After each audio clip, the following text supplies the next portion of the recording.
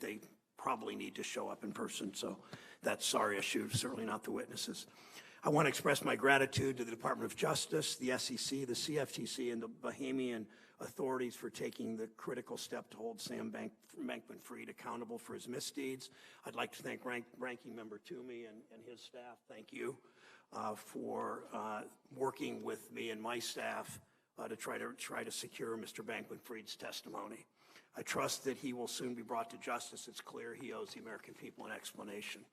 Meanwhile, our job is to keep learning more about the collapses of FTX and other crypto firms, and I emphasize and other crypto firms, work with regulators to put consumers, not the crypto industry, first.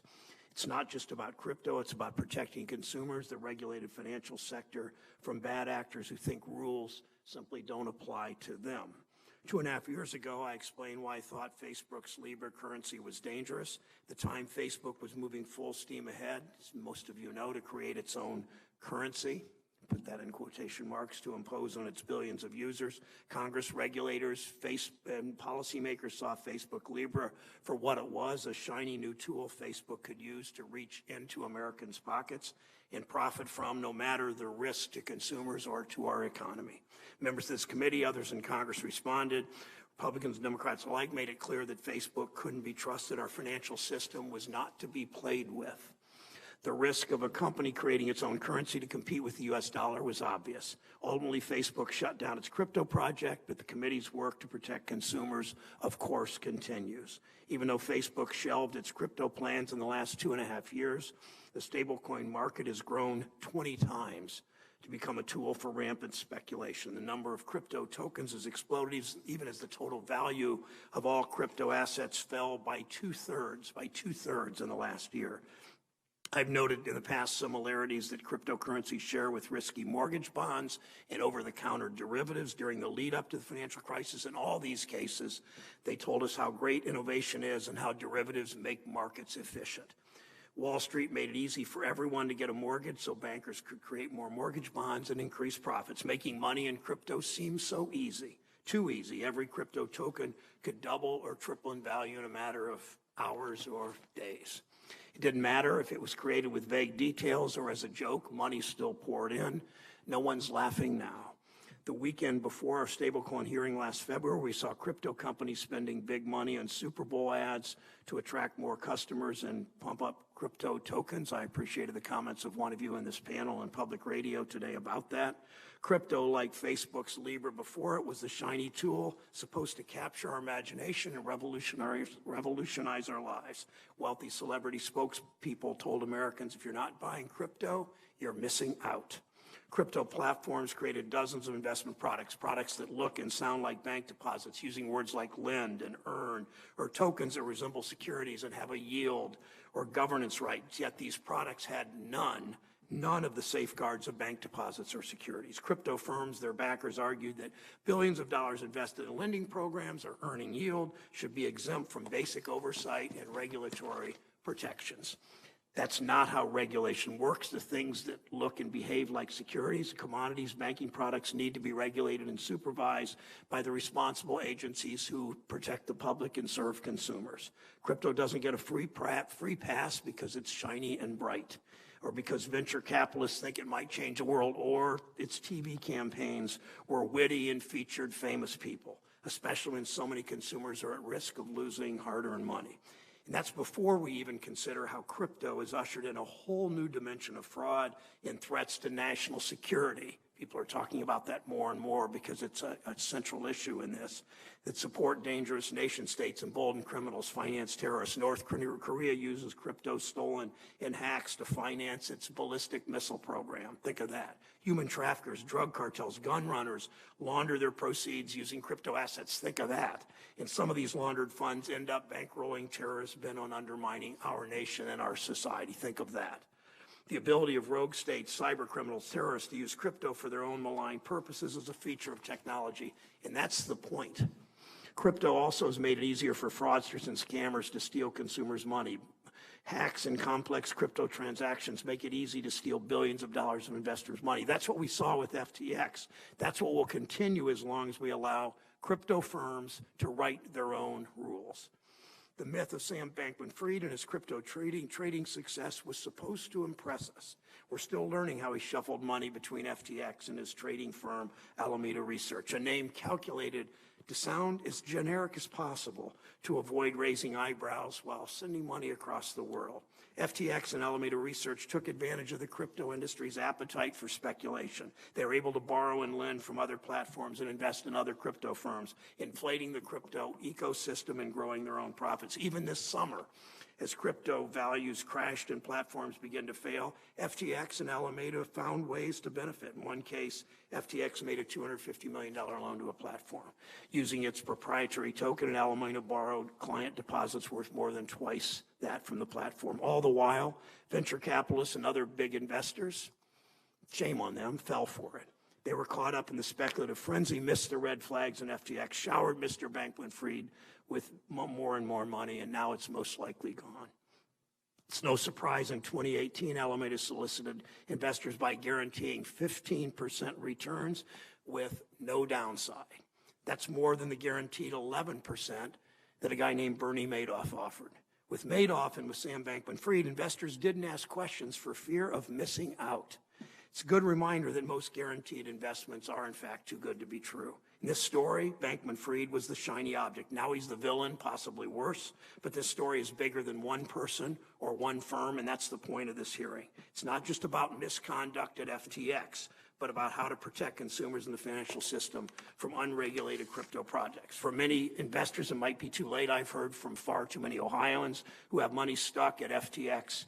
.us that they tried to get out before it filed for bankruptcy. But despite Bankman-Fried's assertion that the U.S. side of FTX should be fine, court proceedings are likely to drag on and on. If we're going to learn from FTX's meltdown, we must look closely at the risks from conflicts at crypto platforms that combine multiple functions. It means thinking about the kinds of disclosure that consumers and investors really need to understand how a token or crypto platform works. We can look to existing banking and security laws for time-tested approaches to oversee and examine entities that want Americans to trust them with their money. To protect consumers in the financial system, we need a comprehensive framework that looks at crypto products for what they are, not looking at these products the way crypto executives want them to be or want to tell us they should be. I look forward to working with Treasury Secretary Yellen. We've been working with her to step up and lead this government-wide regulatory approach, and the other financial regulators to ensure there's an all-of-government approach, just as we've done in the past. Anything less simply won't work. Senator Toomey. Thank you, Mr. Chairman, and I want to thank our witnesses for joining us this morning. We're here to discuss the fallout after the collapse of FTX, and some Americans very likely suffered significant losses from the bankruptcy of FTX and Sam Bankman-Fried's misconduct. On Monday, we saw the arrest of Mr. Bankman-Fried, and this came as a surprise to no one, with the possible exception of Mr. Bankman-Fried. We owe it to each customer to get to the bottom of the FTX implosion, and any violations of the law should be aggressively prosecuted. The Department of Justice and other enforcement agencies should expeditiously investigate the unseemly relationship between a company that was effectively a hedge fund and an exchange entrusted with customer funds. While all the facts have not yet come to light, we've clearly witnessed wrongdoing that is almost certainly illegal. There was unauthorized lending of customer assets to an affiliated entity, and there were apparently fraudulent promises to investors and customers about FTX's operations. These are outrageous and completely unacceptable. Yes, they're like. The SEC also believes that FTX committed fraud against equity investors. They're going to pursue that, as they should.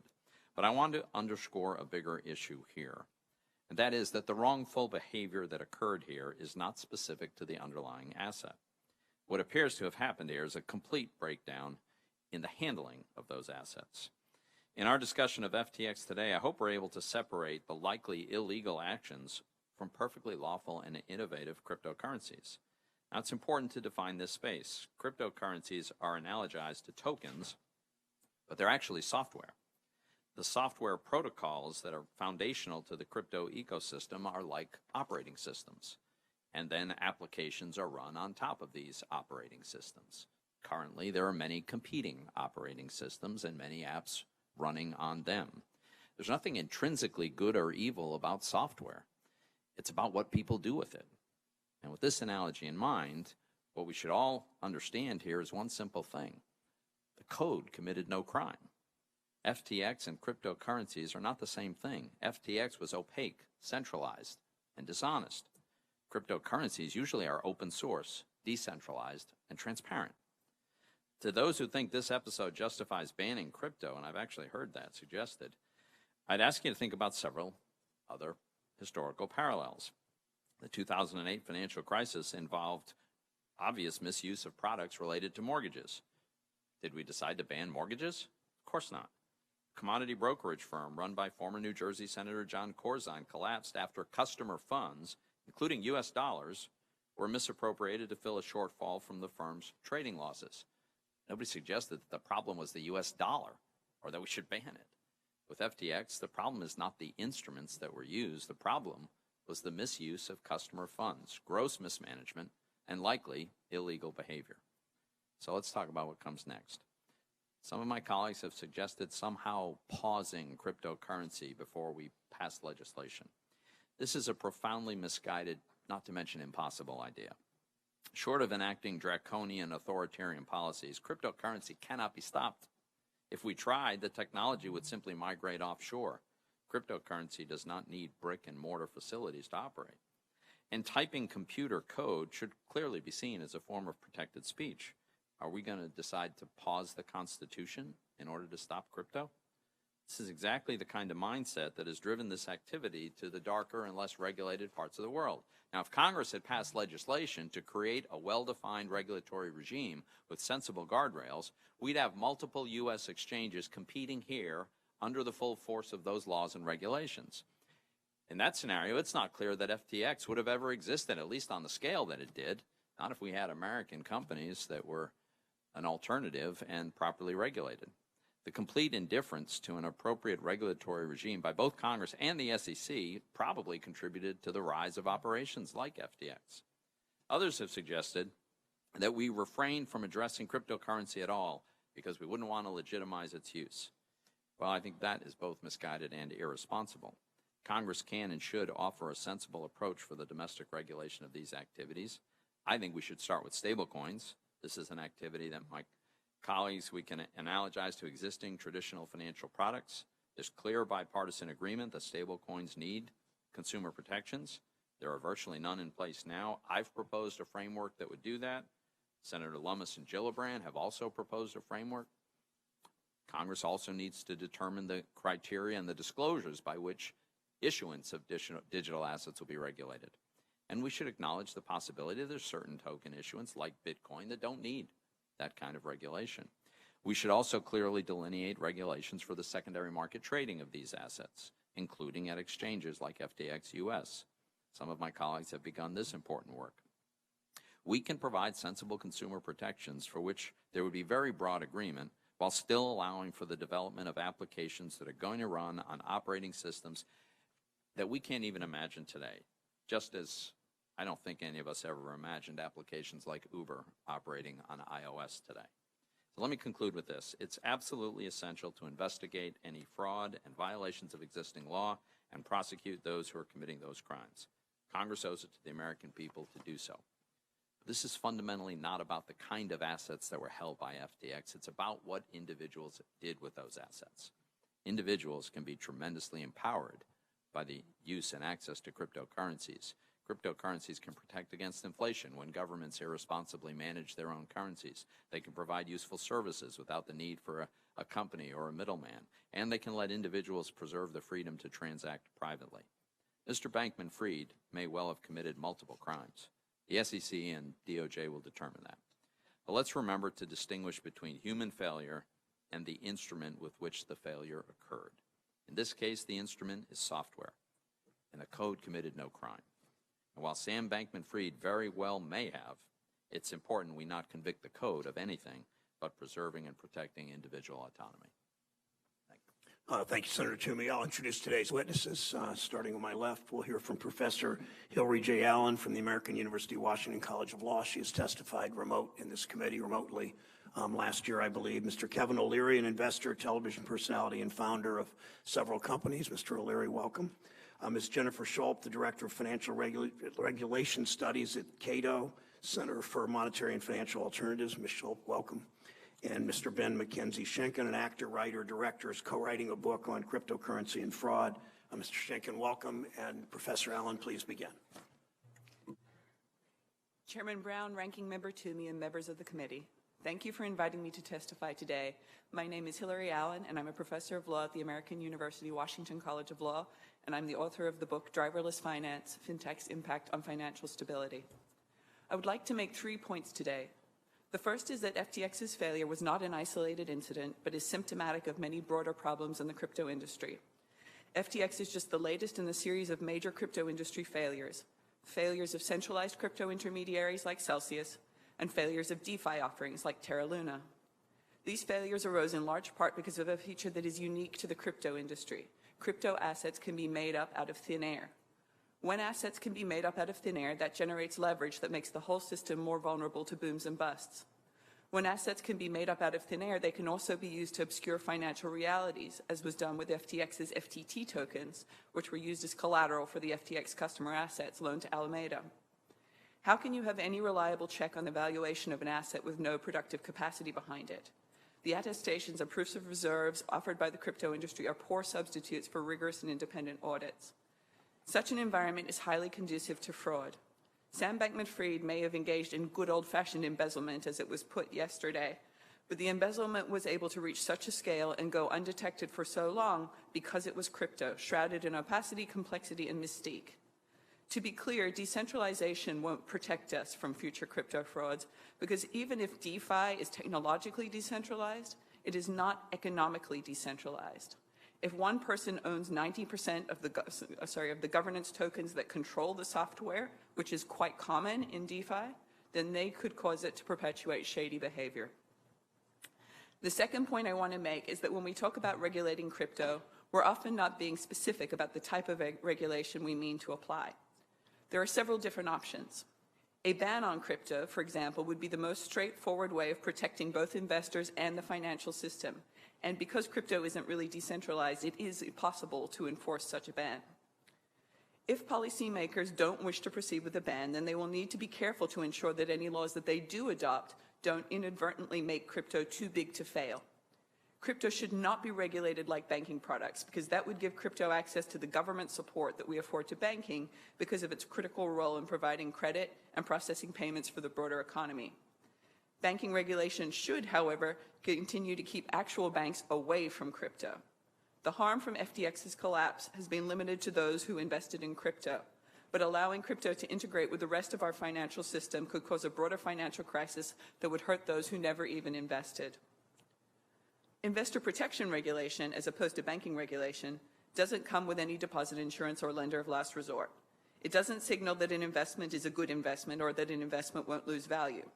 Robust enforcement of the securities laws could make significant strides in protecting U.S. investors without conveying the message that crypto is too big to fail. The SEC has been very clear in its public statements that most crypto assets are securities. But Sam Bankman-Fried and the rest of the crypto industry weren't looking for this clarity on the current law. They were looking for changes in the law that would accommodate the industry. In particular, they wanted to be regulated by the CFTC and not the SEC. I respectfully submit that Congress should not adopt legislation to that end that was endorsed by Sam Bankman-Fried. In particular, because the proposed CFTC self-certification regime for crypto assets would allow the unlimited supply of crypto assets to continue to proliferate. Energetic enforcement of the SEC's existing securities registration requirements, on the other hand, would make it a lot harder to make crypto assets up out of thin air.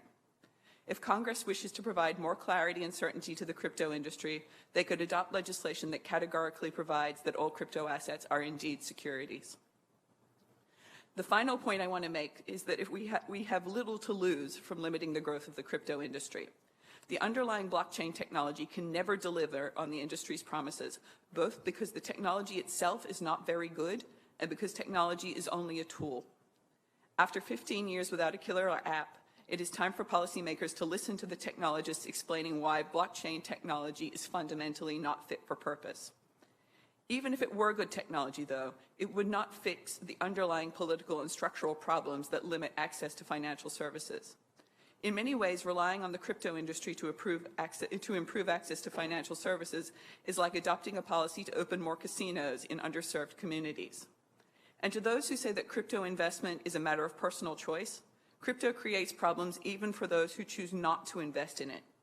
It facilitates ransomware attacks, sanctions evasion, tax evasion, has significant environmental consequences, and, as I've already discussed, could cause financial crises if allowed to integrate with the traditional financial system. I would submit that the United States should not want to be a world leader in the worst kind of innovation that allows its suppliers to profit handsomely but offers little benefit to society and, in fact, inflicts a multitude of harms. Thank you, Professor Allen. Mr. O'Leary, welcome. Thank you very much. Chairman Brown, Ranking Member Toomey, and members of the committee, thank you for inviting me to testify about crypto and the collapse of FTX. I'm the chairman of O-Shares, an ETF indexing firm, and also a private equity and venture investor. I support entrepreneurs at every stage of their journeys. I have dozens of family-run businesses in our investment portfolios. My extensive social media platform enables me to tell the stories of their products and services to help reduce their customer acquisition costs. It's a model that has worked well for over a decade and helped support so many small American businesses, which create over 60% of the jobs in the American economy. In 2017, I was a public critic and skeptic of crypto and blockchain technology. As the global regulatory environment began to open up in 2018, I began to invest. Now I am a shareholder in multiple companies involved in crypto technology, including WonderFi BitBuy, the largest and first regulated broker-dealer crypto exchange in Canada, Immutable Holdings, the developer of NFT technology, and Circle, the company that brought USDC stablecoin to market. I've also invested in multiple crypto tokens, infrastructural level 1 and level 2 blockchains. I am of the opinion that crypto, blockchain technology, and digital payment systems will be the 12th sector of the S&P within a decade. Many of these technologies are going to disrupt the existing financial services sector with faster, more efficient, more productive, and more secure ways of investing, paying, transferring, and tracking assets. As you are aware, Bitcoin, a store of value, is not a coin. It's software. Ethereum is software. Blockchain is software. In the last 30 years, every American enterprise has driven major efficiencies using various versions of enterprise software, and crypto is no different.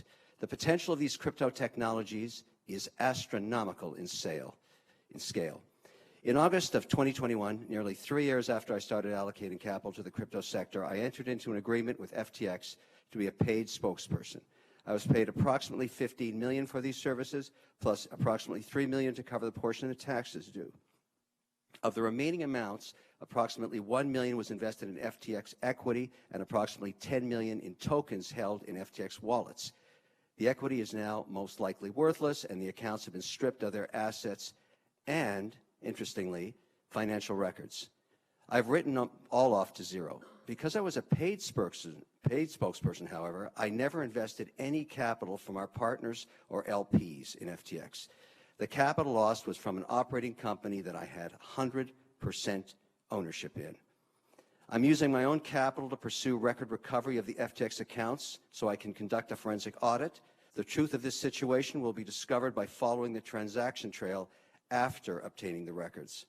I've applied for membership on the FTX Creditors Committee in connection with the bankruptcy proceedings because I feel obligated to pursue the facts on behalf of all stakeholders and believe my perspective of this situation will be helpful to the other creditor committee members. The collapse of FTX is nothing new. While this situation is painful for shareholders, employees, and account holders, in the long run, it does not change this industry's promise.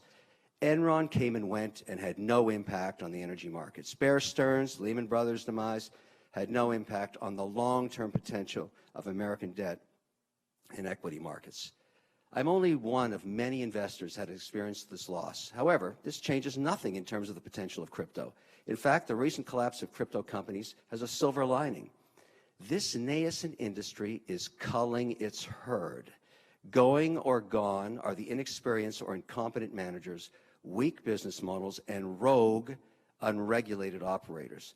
Hopefully, these highly publicized events will put renewed focus on implementing domestic regulation that has been stalled for years. Other jurisdictions have already implemented such policies and are now attracting both investment capital and highly skilled talent. In the U.S., we are falling behind and losing our leadership position. I understand why many leaders in the banking industry are open skeptics, calling for the banning of these new crypto software technologies. Disruption is always uncomfortable at first, and entrenched businesses abhor new competition. But it has been proven time and time again that disruption is absolutely necessary in advancing the economy.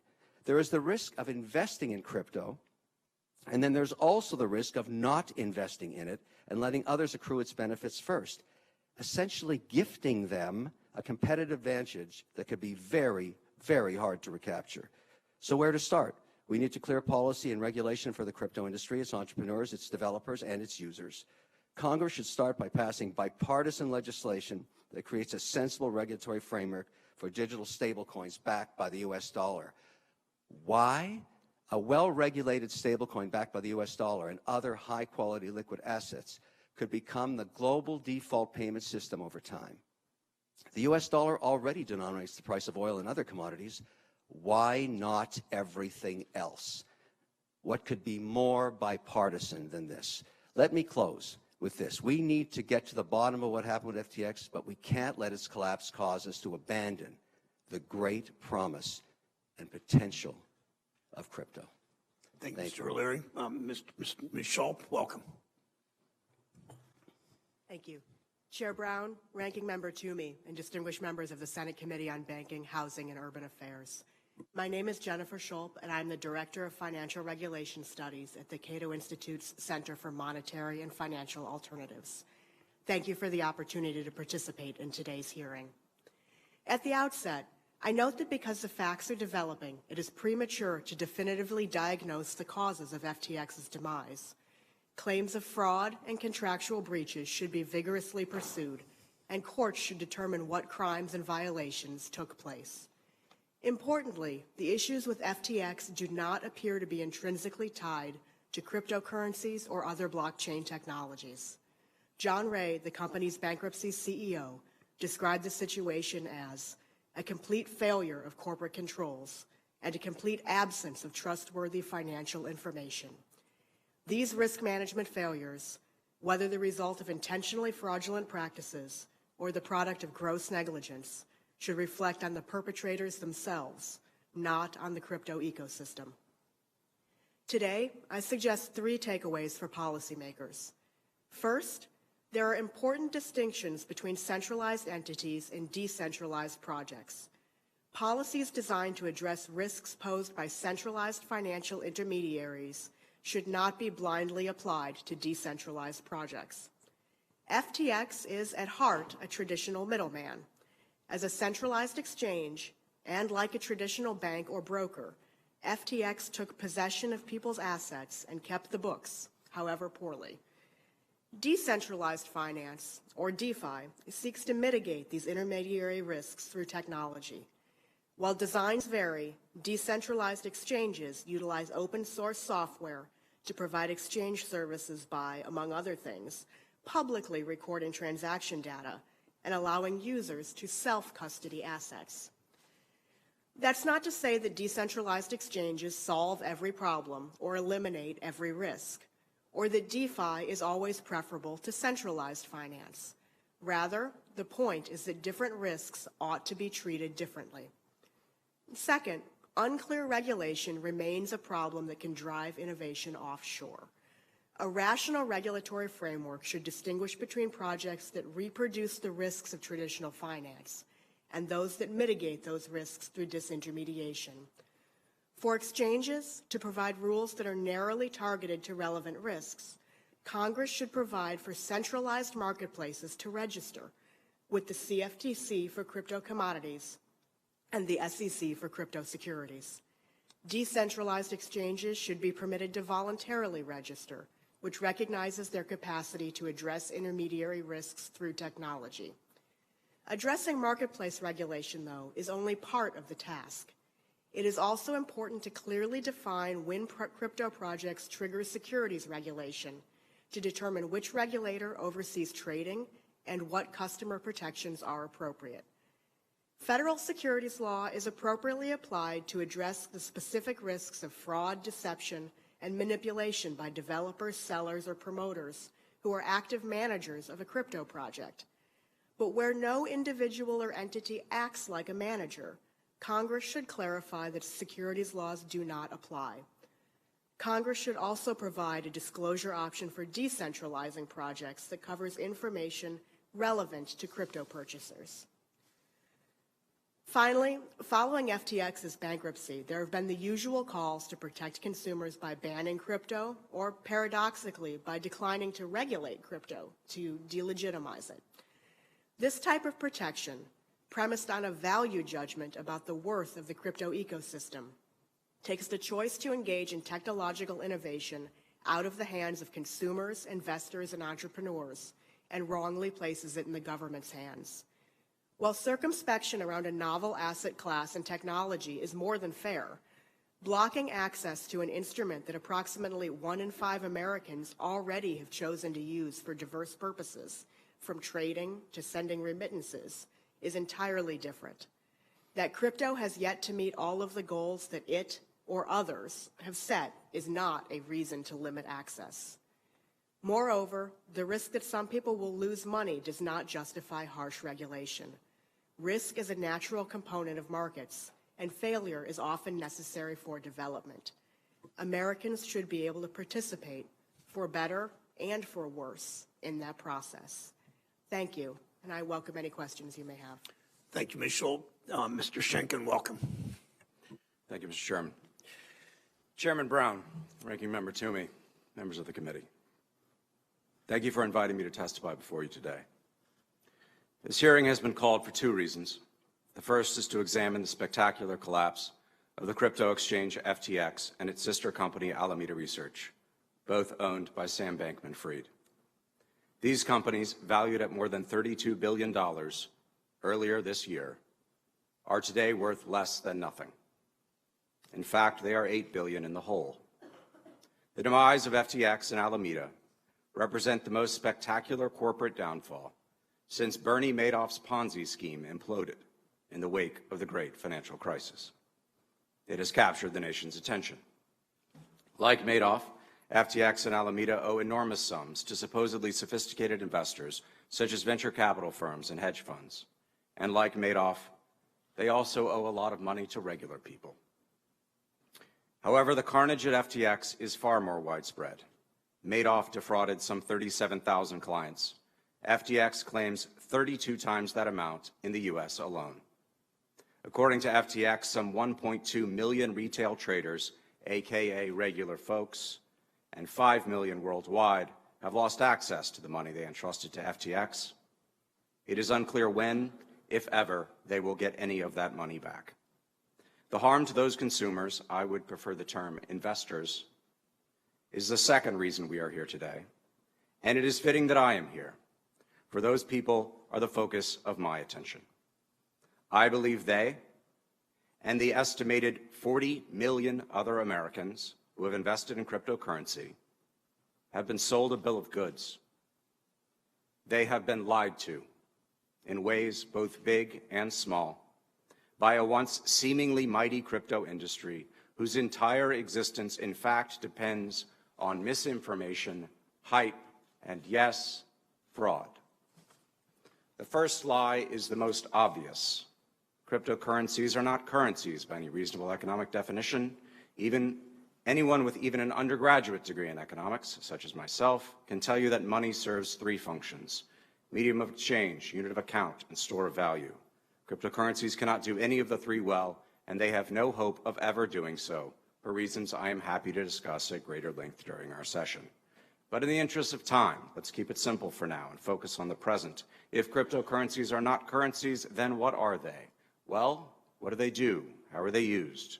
Via FTX, Binance, and a host of other exchanges, usually domiciled overseas, millions of Americans have used real money to purchase some of the over 20,000 cryptos in existence today. According to a recent Pew study, they are doing so as an investment, a way of making money. So, what do we have in the eyes of the law? We have an investment contract, more precisely, a security, an investment of money in a common enterprise with the expectation of profit to be derived from the efforts of others. To my mind, the four prongs of the Howey test are easily satisfied by every coin, token, or whatever nonsense words the crypto industry attaches to lines of code stored on ledgers called blockchains in an attempt to convey legitimacy or technological sophistication to them. But if these cryptos are securities, they are bizarre ones. They offer no products, no services, no revenue streams. The projects they represent accomplish almost nothing in the real world that cannot be done better by other means and add no overall value to our economy or any other. They are at best a vehicle for speculation, an exercise in a zero-sum game of chance, much like online poker. At worst, they are an instrument of crime. Surveying the cryptocurrency mania during the summer of last year, I came to a terrifying conclusion. The supposedly multi-trillion-dollar industry was nothing more than a massive speculative bubble bound to pop. Worse than that, I had myriad reasons to believe that the crypto bubble was built on a foundation of fraud. Investment contracts that are effectively valueless are often described as Ponzi schemes, which are regulated under American law by the Securities and Exchange Commission. In my opinion, the cryptocurrency industry represents the largest Ponzi scheme in history. In fact, by the time the dust settles, crypto may well represent a fraud at least 10 times bigger than Madoff. The fact that it has roped in tens of millions of Americans from all walks of life, as well as hundreds of millions of people worldwide, should be of concern to us all. Thank you for your time. I look forward to your questions. Thank you, Mr. Schenken. My first question I would like to ask all four of you, and please give as close to a yes or no answer as you can. The world is troubled by the extent of the fraud and misconduct at FTX. We all agree on that. Too many people have lost money they thought was safe. Some have suggested that what we see at FTX was unique, a one-off caused by one immoral fraudster rather than something more widespread and systemic. So starting with you, Professor Allen, does this kind of carelessness, misconduct, or worse exist at other crypto firms? Yes. Mr. O'Leary? Yes, the unregulated crypto firms. Ms. Schultz? Most likely. Schenken? It's endemic. Okay, thank you. Professor Allen, we know that FTX was over-leveraged, but look beyond, as you did in your testimony, beyond FTX. Given that a lot of crypto trading recycles one token into another, often with borrowed money, it seems as if the value of crypto has detached itself from the actual currency that was originally invested. Is it possible to determine how much leverage there is in the crypto market? And if it isn't, why is that a problem? Well, I don't think it's possible to determine. I think researchers have really struggled to find data in this space, notwithstanding that people say that the blockchain is sort of transparent. In fact, a lot of transactions happen off-chain. There are a lot of sort of backdoors in software. So the data is not available to figure out what transactions have happened. And, you know, the accounting around the individual crypto assets themselves can be very dodgy as well. So, you know, even before you lose track of them in transactions, it's not clear what they were worth up front. So for all of those reasons, it's very hard to get a bead on what the leverage is in this space, and that's problematic because, as we saw in 2008, when you don't understand how much leverage is in the system, you don't understand how fragile it is. Thank you. Mr. Schenken, your testimony highlights the similarities between crypto and gambling. Based on your research, can you describe the parallels between gambling and stablecoins as casino chips? Sure. Economically speaking, these are zero-sum games, strictly competitive. For someone to win, someone else has to lose. That does not mean the distribution is even. We know at this point most people who have invested in cryptocurrency have lost money. We know that from the industry's own research. Grayscale December 2021 report said that 55% of people who have ever bought Bitcoin bought it that year. Given the current price of Bitcoin, those people have lost money. That does not include the people who have been locked out of their accounts. The list is very long. I included in my written testimony. So this is gambling. This is speculation. At best, zero sum. That's not including the environmental costs that Bitcoin incurs. There are also members of the industry who come from online poker. I would refer you to Stuart Hoegner, General Counsel of a company, Tether, stablecoin company. He was former compliance officer of Escapsa, which was the holding company of Ultimate Bet. Ultimate Bet, from the online poker era, had a secret God mode where players could could see the other players' cards in order to defraud them, in order to win at poker. Stuart Hoegner was joined at Escapsa by Daniel Friedberg. Daniel Friedberg was the former general counsel of FTX. He is now their chief regulatory officer. Alameda, FTX's sister company, is Tether's biggest client. Thank you. Last question, again, if you would answer as close to yes or no as you can. I want to talk about solutions. FTX, like other crypto firms, perform multiple roles in crypto trade. It acted as an exchange and as a broker. It provided margin to investors. FTX was essentially on every side of every transaction. Combining these functions undermines the fundamental regulatory checks and balance that exist to protect consumers and to protect our financial system. Should there be, my question, starting again with you, Professor Allen, should there be strong rules addressing related party transactions and creating firewalls between related entities? Absolutely, to address conflicts of interest. Thank you. Mr. O'Leary? I find the analogy of crypto to be that of gambling and speculation interesting. That was exactly what we described the New York Stock Exchange 150 years ago. And what happened was, because of the nature of the risk, we regulated it. We did it for bonds. We called them securities now. Back then, they were speculations, no different than this nascent industry. The reason this is happening over and over again, and we'll be back here again soon when the next one blows up, is the lack of regulation. That's why we regulate stocks and bonds. They are speculations too. You speculate the profits of the companies underlying those securities. We need to regulate this. I mean, this premise that it's some kind of different issue, it's not. It's just unregulated Wild West, and it will go on and on and on. It's the definition of madness is expecting a different outcome. I mean, that's just, it needs regulation. That's it. I take it that's a yes, that there should be strong rules addressing related party transactions and creating firewalls. A long yes. Okay, a long yes. Ms. Schulp? I also have a longer answer, but I'll still keep it short. I do think that conflicts of interest are something that need to be examined and addressed, whether that results in strong rules banning certain types of transactions or whether it is simply that disclosures must be made is a different question. So while I agree that there are potential issues there, I'm not sure I will agree with the outcome that you're looking for, Mr. Brown. Thank you. Mr. Schenken? Yes. Thank you. Senator Toomey. Thanks, Mr. Chairman. Let me start with Ms. Schulp. Mr.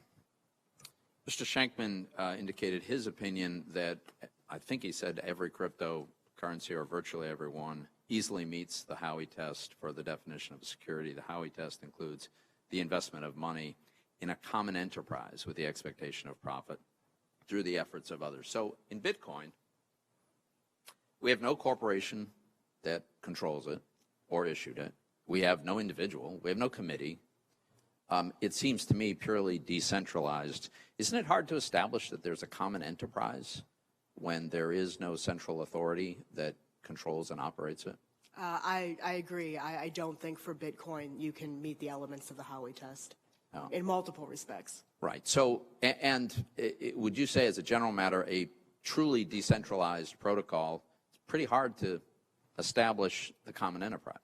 I completely agree. The securities laws were evolved in no small part in order to deal with questions of information asymmetry coming from managerial bodies that are doing that. Right. Where is that asymmetry? Look, I think there's a case to be made that there should be a regulatory regime on disclosure requirements for an issuer, that there should be a regulatory regime for secondary market trading, but I think we ought to make it specific to this sector, because to try to shoehorn it into decades-old legislation that deals with different instruments, I think is very problematic. Mr. O'Leary, it seems to me that tokens are very often the tool or mechanism to incentivize people to validate and maintain a distributed ledger. Now, you can gamble with them. You can speculate as to what a given token is going to be worth. But it seems to me that underlying blockchain technology is potentially extremely powerful, is actually already being used in a variety of ways. Could you address this notion that the only possible use is a zero-sum gambling enterprise?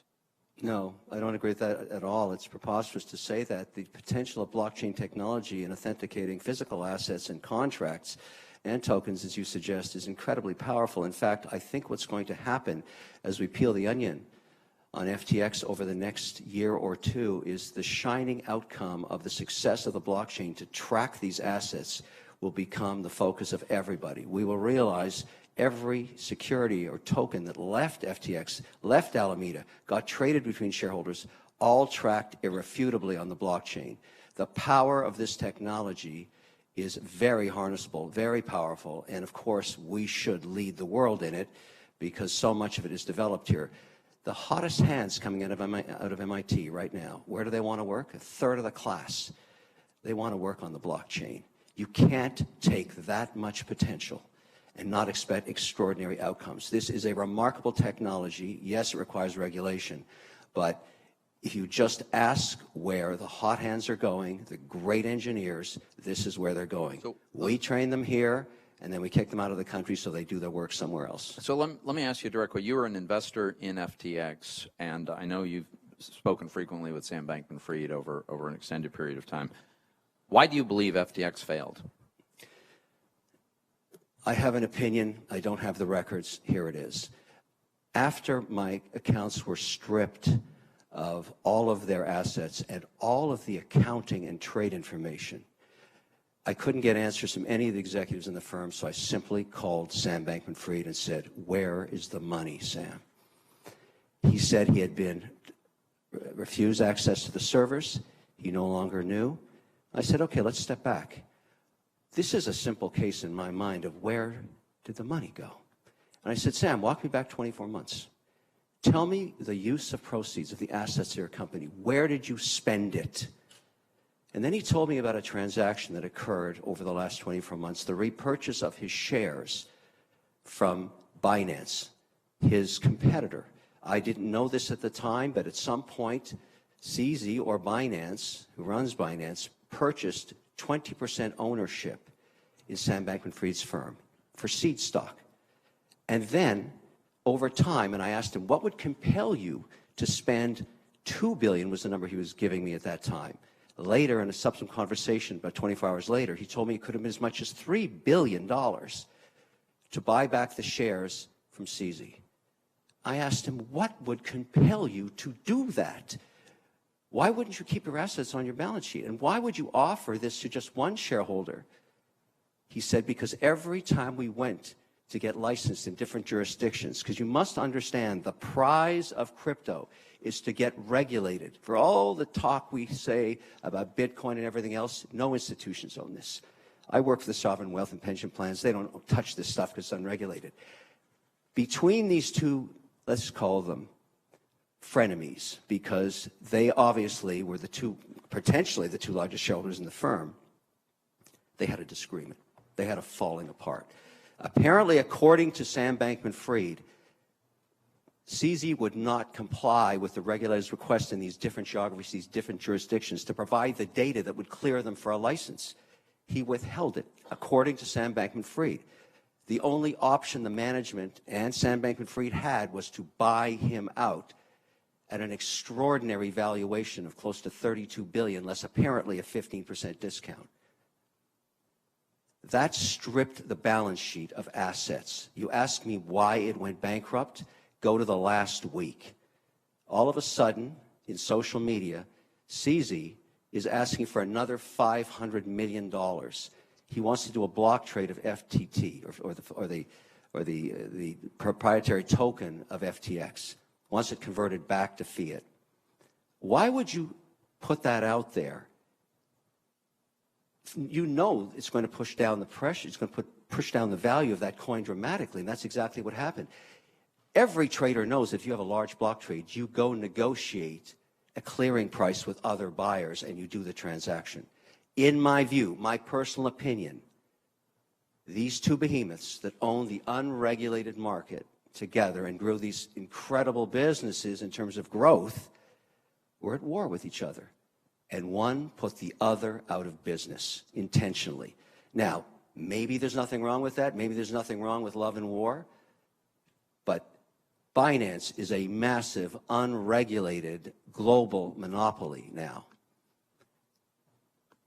They put FTX out of business. Now, lots of other reasons, I'm sure, but that's my personal opinion. That is what Sam Bankman-Fried told me in terms of where the assets went. Why should we care? Single reason. I'm a shareholder. You tell me the two largest shareholders do a transaction together, that's a related party transaction. I'm not sure that's okay. Maybe I want a Madoff clawback on those proceeds. Maybe I want to pursue that. Mr. O'Leary, I'm sorry, you're about 3 minutes over. You have any follow-up, Senator Toomey? I had another topic, so if we do a second round, I'll take it up then. Thank you, Mr. Thank you. Senator Reid of Rhode Island. Well, thank you very much, Mr. Chairman, and thank you, panel, for your insights. The restructuring officer, John Ray, described in detail the absence of audited or reliable financial statements, absolutely no internal controls. Professor Allen, I'd like to ask a few questions about FTX and how they were able to get away with essentially cooking the books. First, was FTX a publicly traded company? No. No. As a private company, was FTX required by law to disclose basic information to the public about its business, like audited financial statements? No. Was FTX required to disclose transactions with related parties, like Mr. Bankman-Fried's hedge fund called Alameda Research? No. And also Mr. O'Leary's example, that would be required to be disclosed. Was FTX required to have a chief financial officer or disclose whether a financial expert was on the board of directors? No. Was FTX auditor required to attest to the effectiveness of the company's internal and corporate controls? No. And if FTX had been a publicly traded company, would it have been required to make the disclosures and attestations that we've just discussed? Sorry, I missed that question. If FTX had been a publicly traded company, would it have been required to make the disclosures and attestations that we've just discussed? Yes. Okay.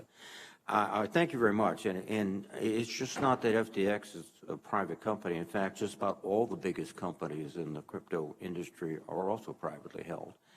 In September, I introduced S4857, the Private Markets Transparency and Accountability Act, which would require the nation's biggest private companies, including FTX, to disclose basic information about their financial condition and comply with basic corporate governance requirements.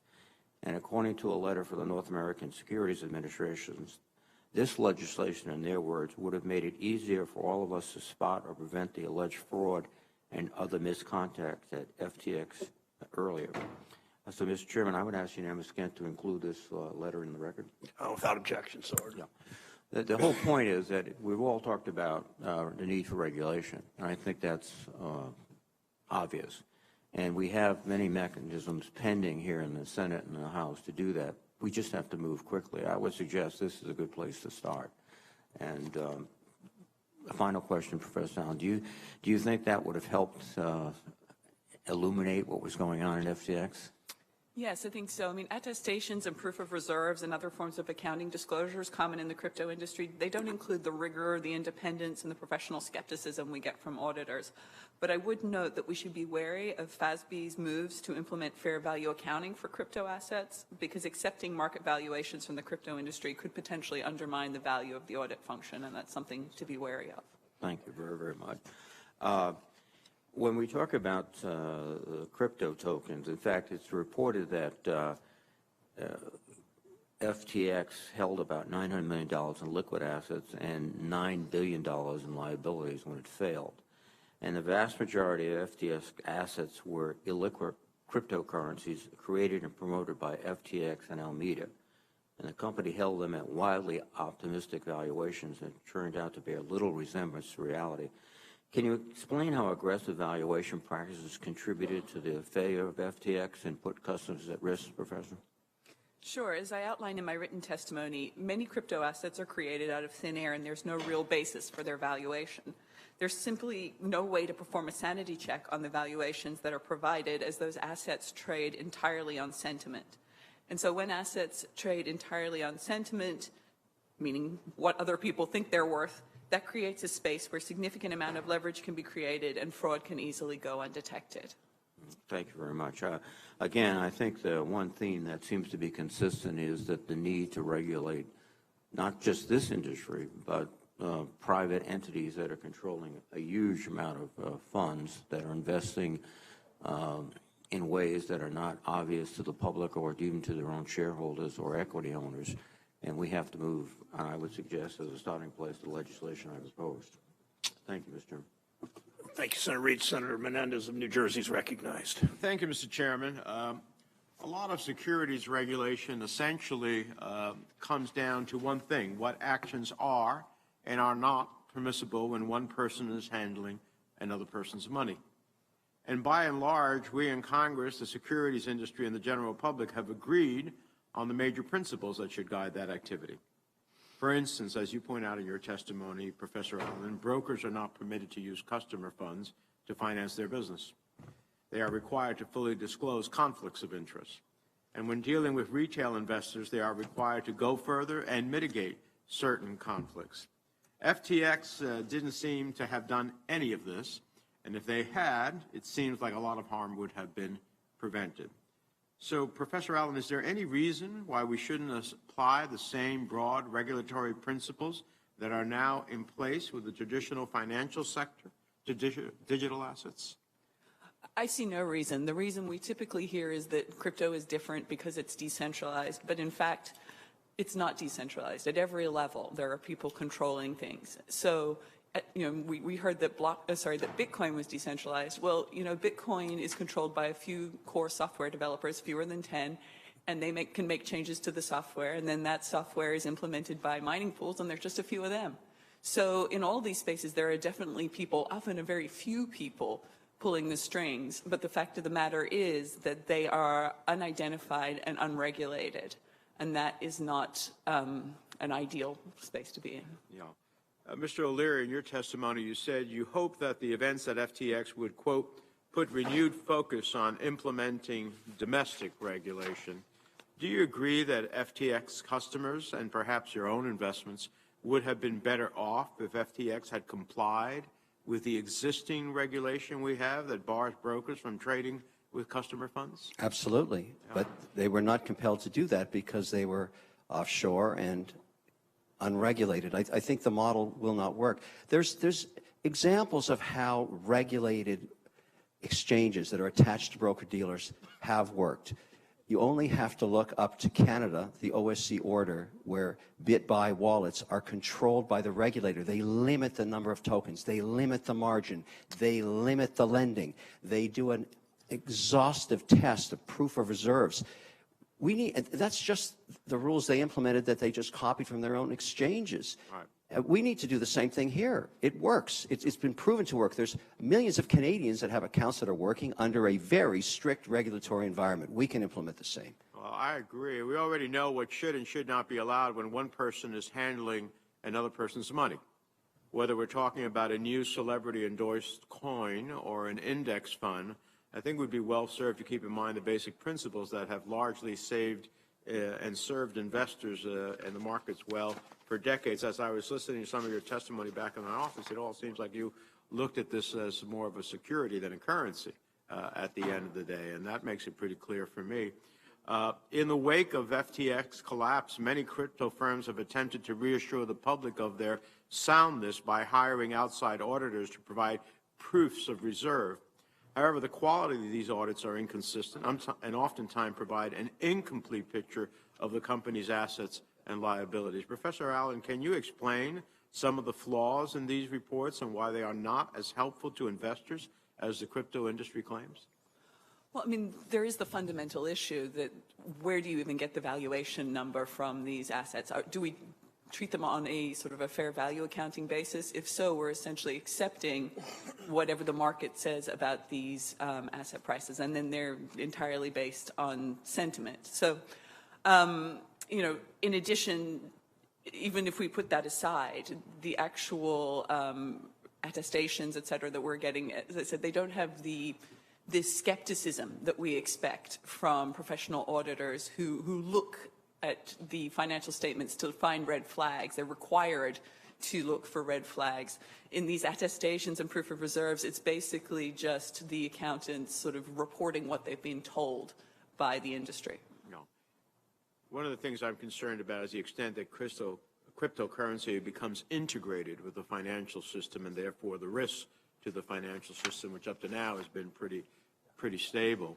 And that is something I'm concerned about. Let me close on this. Prior to its collapse, FTX was well known for huge spending on celebrity endorsements. Dozens of sports stars, actors received millions of dollars to generate hype for FTX and assure the public that crypto was a safe investment. There have even been reports that FTX was pursuing a $100 million sponsorship deal with Taylor Swift earlier this year, even as the firm was hemorrhaging money. So FTX isn't the only firm doing this. Endorsements from public figures are just one of the factors contributing to misinformation about crypto. Mr. Shanken, how can we combat the spread of crypto disinformation and encourage investor education? Use words that are accurate. The cryptocurrencies are not currencies. We need to classify them as securities properly. I also think that we should consider treating crypto like gambling and having potential limitations on advertising and disclosures. Thank you, Mr. Chairman. Thank you, Senator. Senator Tester from Montana is recognized. Yeah, I want to thank the chairman and ranking member for having this hearing, and I want to thank the folks who testified today for being here to testify. I appreciate it. I am concerned that we're signaling to people that this is a credible and sound investment. But as we've seen lately, there are clearly bad actors. Crypto has been peddled everywhere from the internet to the Super Bowl as get-rich schemes or safe places to put your retirement savings. But things look pretty uncertain right now, and that's a best-case scenario. Ultimately, I want to make sure the taxpayers aren't left holding the bag. These may be interesting technologies, but I've yet to see how it can be useful in a real world without substantial risk to for Americans. I'm skeptical, but I'm here to hear from both you, the proponents and opponents, and that's why I'm glad you're all here today. Professor Allen, when you were in front of this committee about a year ago today, as a matter of fact. Exactly.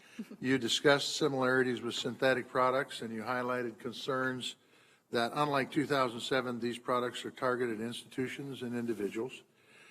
As we've seen larger and larger issues play out in this industry over the past year, how has your concern that you expressed a year ago played out?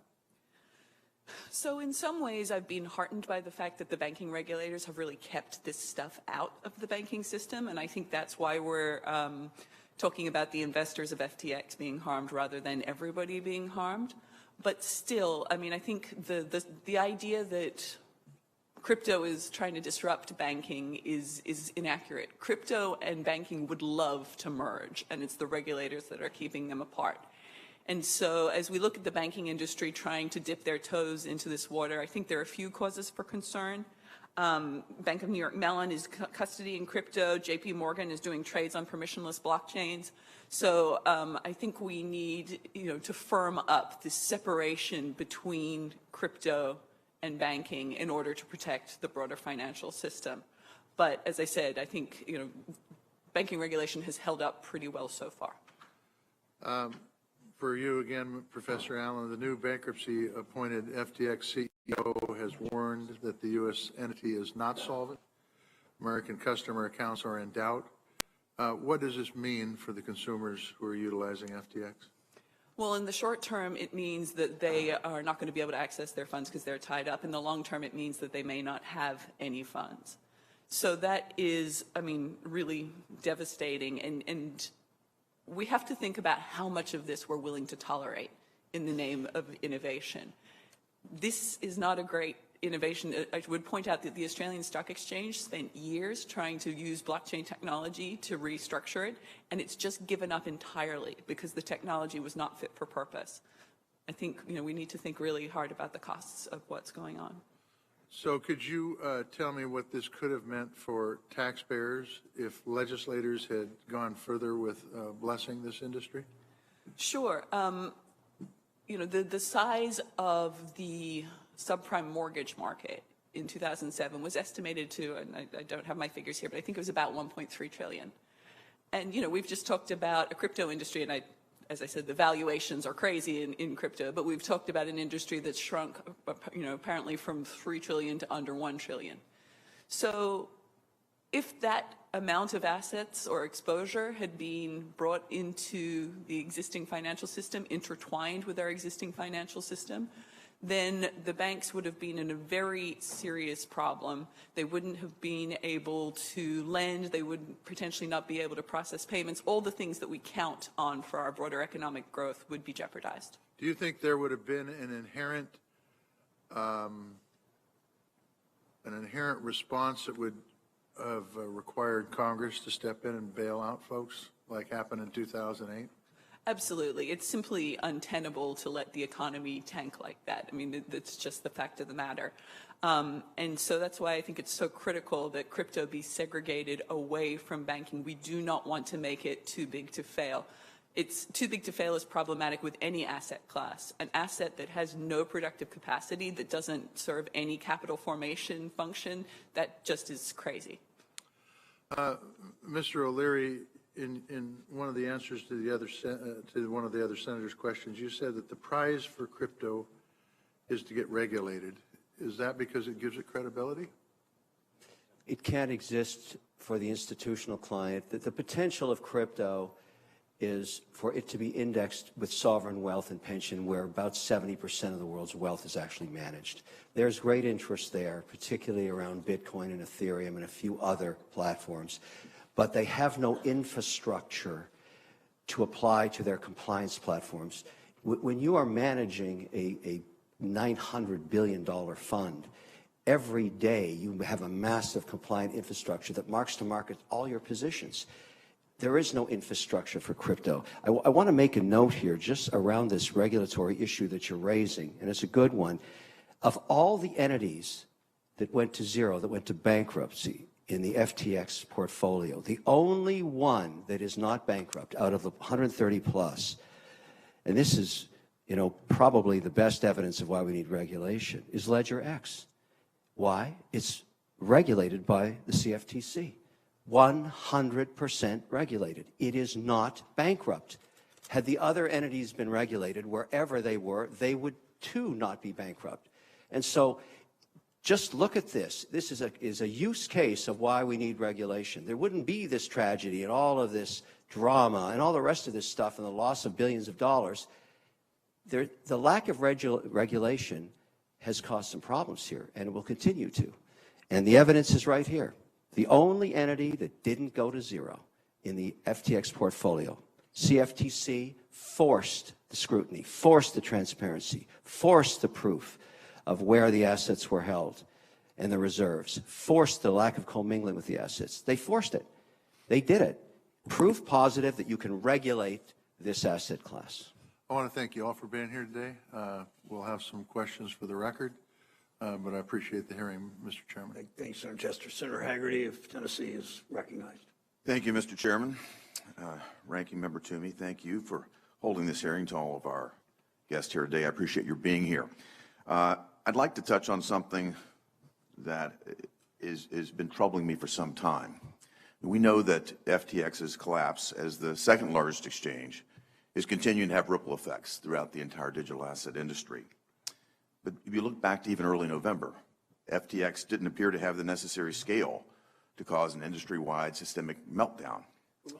Binance, on the other hand, is the largest global crypto exchange, nearly 7 times larger than FTX by trading volume. At least it was in the month leading up to FTX's collapse. And Binance's market share, now the absence of FTX, I think means it will only grow. If you think about a similar implosion by Binance, that would really prove catastrophic. It would prove catastrophic for the cryptocurrency industry, and it would prove catastrophic to all of the consumers that utilize the industry. Yet U.S. regulators are limited in the extent to which they can manage audits or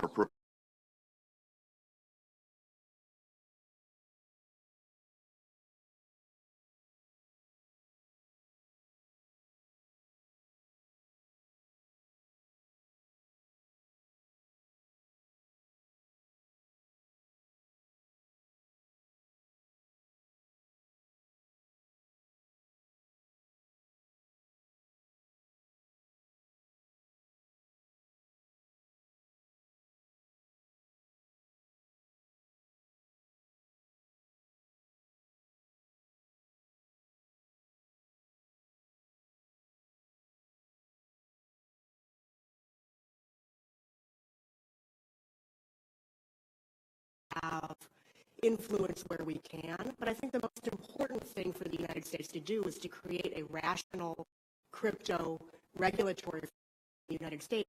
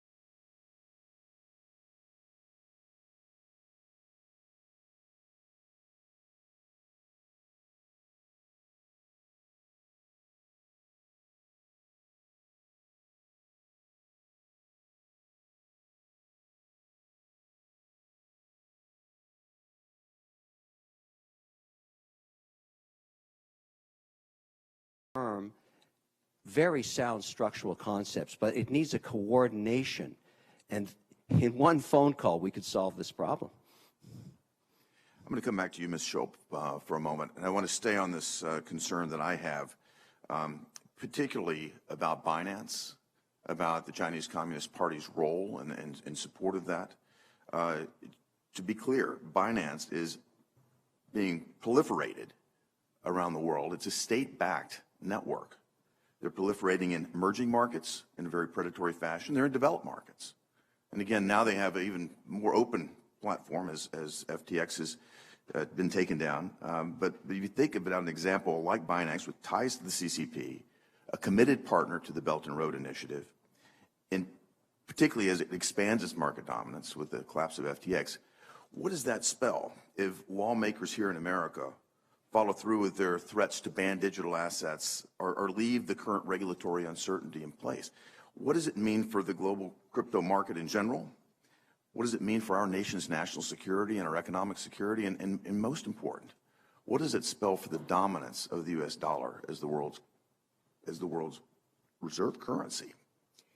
Regardless of whether Binance itself is connected with the Chinese Communist Party, which Binance denies, but regardless of whether that's the case, by having a system in the United States that's unclear, that's regulatorily hostile, that could go so far as banning cryptocurrency in the United States, we would be losing the position of having the possibility to maintain American dominance for these technological innovations. I'm deeply concerned about that. We would also be losing many of the great minds that want to work on these types of projects that can make strides not just in blockchain and cryptocurrency, but in other technological functions as well. To the extent that the United States is not a place that people look to for economic development, that also puts the U.S. dollar at risk. Thank you. Thank you, Mr. Chairman. Thanks, Senator Hagerty. Senator Warren of Virginia is recognized. Senator Warner of Virginia is recognized. Thank you, Mr. Chairman, and appreciate you holding this hearing. I want to echo some of the concerns my friend from Tennessee just echoed about Binance. I do think it's curious that China has made the decision to basically take that kind of risk to ban crypto because of their at least risk-reward analysis. I got so many questions. I do think I know a lot of this started around Bitcoin. I still think, and I think Professor Allen, you may have touched on this in your testimony, the clunkiness of the technology behind Bitcoin, I mean, you could never go to scale no matter what. If you can only do 5 or 6 transactions per second, that is not a scalable tool, and obviously at technology, at a power and environmental costs that just doesn't make sense to me. But I'm going to try to get as quick as I can in my 4 minutes. I'm going to start with Professor Allen and Mr. McKenzie. I sometimes worry that FTX is just the tip of the iceberg. You know, I'm sure many of my colleagues have gone through all the bad things bankman-fried has done, and the graft, and the Ponzi schemes, and so forth. But, and I know Senator Haggerty already made comments about the Reuters story about Binance. I really worry. I mean, I know the original pitch was this is going to be a seamless ability to transact without currency risk, without timing risk. I can send my grandmother in Kenya, you know, resources on Sunday in a way that's kind of error-free. Sitting where I do on the Intelligence Committee as chairman, we've seen virtually no examples of that kind of use case. I know, Mr. McKenzie, you've gone down to El Salvador where they tried to make that as the case. It just doesn't seem to be the case. Instead, we are seeing, at least at this date, and Senator Almus has been a leader on this. I keep trying to have an open mind on the technology innovation, and I'm all in on technology innovation. But at least so far, you know, from where I sit on the Intelligence Committee, I see an awful lot of illegal activity. I see drug deals. I see bad actors. I see ransomware criminals. And frankly, it's not even safe from them. Go back to the Colonial Pipeline issue where our government, when payment was made in crypto, was able to recover some of that. So I guess I'd start again with Professor Allen and Mr. McKenzie. Do you think FTX is a one-off, or is this the tip of the iceberg where we may be seeing a whole series of activities? And if you want to go ahead and I know it's been raised, but I don't think it in any detail, Alameda Research and some of the potential, I think we're only beginning to see the conflicts that were taking place there. But I'll start with Professor Allen and Mr. McKenzie. I think we saw the tip of the iceberg a couple of months ago, and then this is sort of moving further down the iceberg, you know, with the earlier rounds of Terra Luna and Celsius. You know, the concern is that, you know, that fraud is definitely being perpetuated, but that the whole industry itself is basically an asset class built out of nothing. It trades entirely based on people's belief that it can be worth something. But as you said, the technology has not worked for a payments mechanism. It's become a speculative instrument. But ultimately, you know, as Mr. McKenzie said, it's a zero-sum game. And if people stop believing in it, then it all falls apart. So Mr. O'Leary has talked about how people, you know, that regulation in the United States is the prize. That's exactly right. Without that regulation as the prize to legitimize crypto, there is nothing there, and it could all go to zero. And whilst that is very bad news for the people who've already invested, I think it's very good news for the rest of us because it's been kept out of the broader financial system, and we won't suffer the consequences from its broader failure. Mr. McKenzie? Thank you, Senator. Yes, I just want to echo what Professor Allen was saying. One of the many, many seemingly limitless ironies of cryptocurrency is that the supposedly decentralized nature of it it's in fact highly centralized. I know this. I wrote an article with my colleague Jacob Silverman for the Washington Post about Binance this spring. Binance is incredibly murky, but Binance, as Mr. O'Leary, as other senators have pointed out, Binance is in communication with FTX. They were an early investor in FTX. There was apparently there's a private Signal chat group entitled Exchange Coordination that CZ is on. Yes, this is publicly reported. I believe Mr. Bankman-Fried submitted it into the congressional record. If I'm not, yeah. And so they're all talking to each other. The crypto industry is actually really, really small amongst the people that count. In a zero-sum, strictly competitive game, there's winners and losers. In an unregulated zero-sum, strictly competitive game, you're either a scammer or a mark. If you don't know which one you are, you have a problem. Oh, do you want me to answer the remittances question? I'm sorry, sir. Well, if you want to just touch on Alameda as well. Sure. So Alameda is Tether's biggest client. That's according to reporting from Protos from last year. Supposedly, Alameda purchased, I believe, $36.7 billion worth of Tethers. Given Alameda, FTX's insolvency, I think one question might be, where'd the money come from? Yeah. Let me just, I know my time, but Mr. O'Leary, I have a great respect for you as an entrepreneur. Spent a long time as an entrepreneur.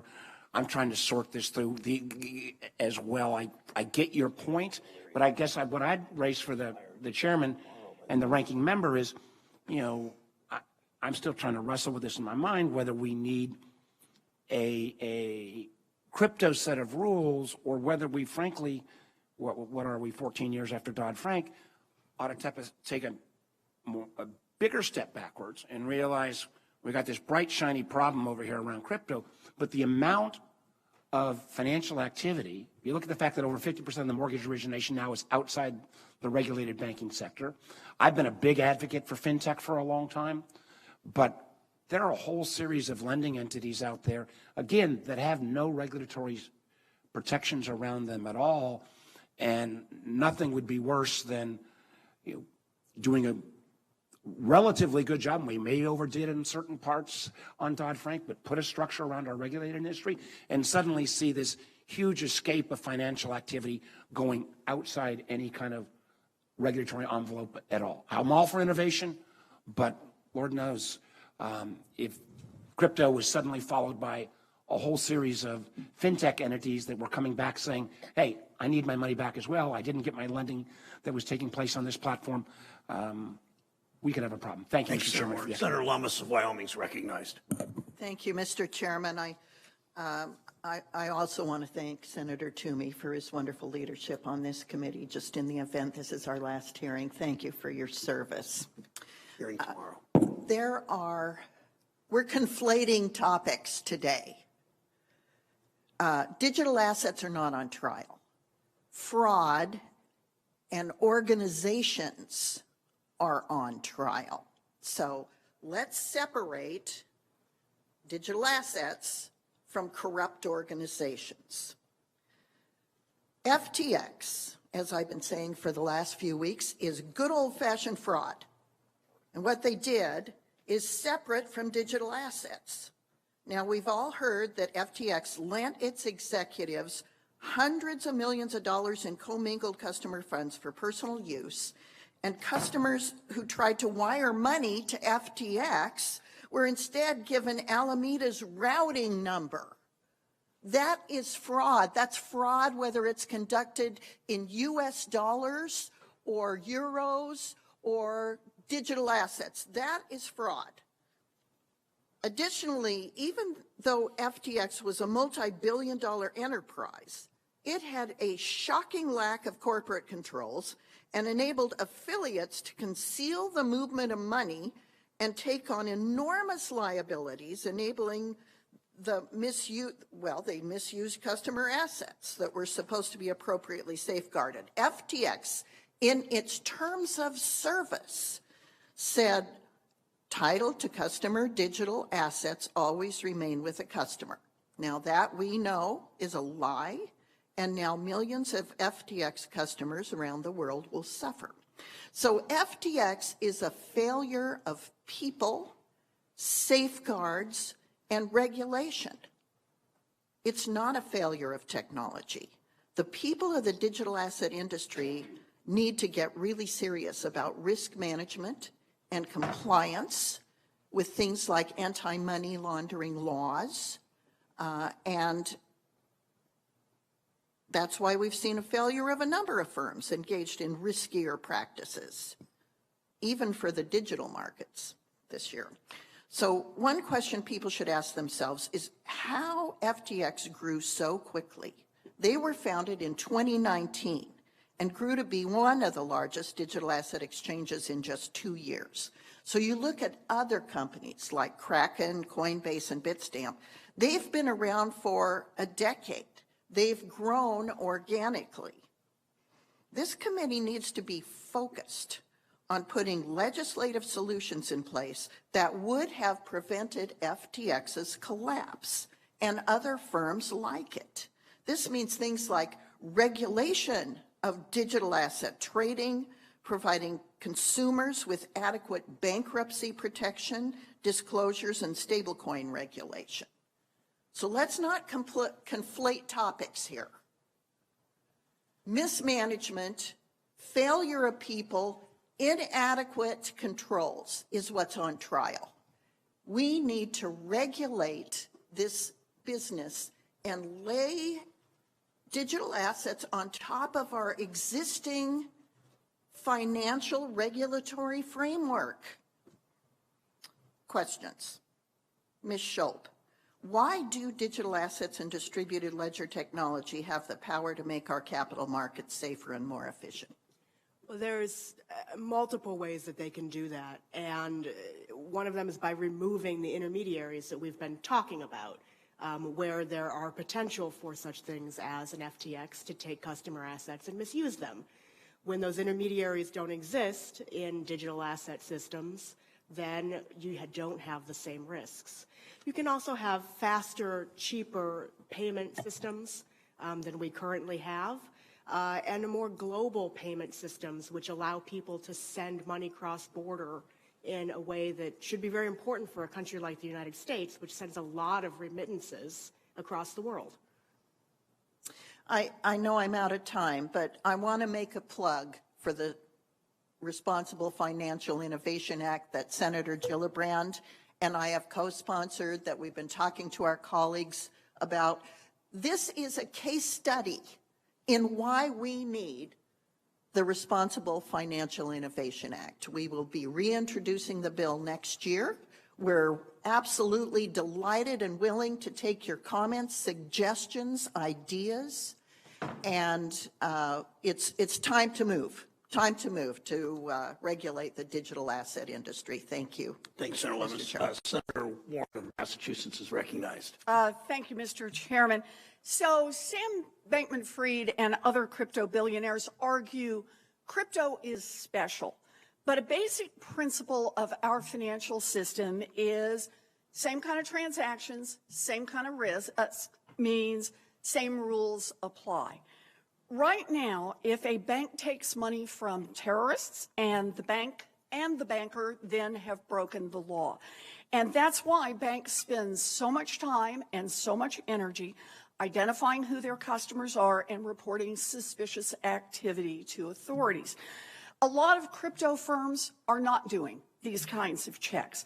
So crypto has become the preferred tool for terrorists, for ransomware gangs, for drug dealers, and for rogue states that want to launder money. In 2021, at least $14 billion in digital assets went to criminals. Now, that's a lot of drugs and a lot of ransoms and a lot of bombs and a lot of nuclear materials, but it is likely only the tip of the iceberg. A new report finds that one crypto exchange alone helped launder over $10 billion for criminals and countries like Iran. Even so, the crypto industry continues to take the position nothing should change. Professor Allen, the crypto industry claims that it doesn't need to do all of the know your customer and other anti-money laundering checks that banks do and stockbrokers do and even Western Union does, because crypto is uniquely transparent. Everything is on the blockchain, so criminals and rogue states that try to launder money in crypto will quickly be found out. Does the fact that the blockchain is public mean that it is more difficult for criminals to launder money using crypto?